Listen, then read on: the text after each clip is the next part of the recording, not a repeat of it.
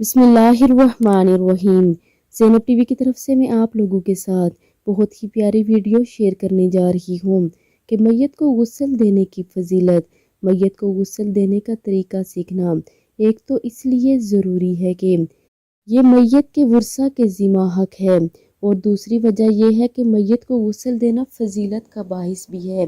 احادیث میں میت کو غسل دینے اور کفن پہنانے والے کو گناہوں سے ایسے پاک قرار دیا گیا ہے جیسے نومولود بچے اپنے پیدائش کے دن گناہوں سے پاک و صاف ہوتا ہے۔ حضرت علی رضی اللہ تعالیٰ عنہ سے روایت ہے کہ رسول اللہ صلی اللہ علیہ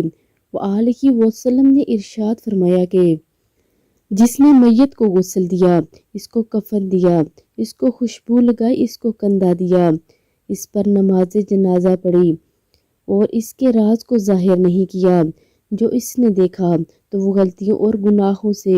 ایسے پاک و صاف ہو جائے گا جیسے اس کی ماں نے اسے آج ہی جنا ہو۔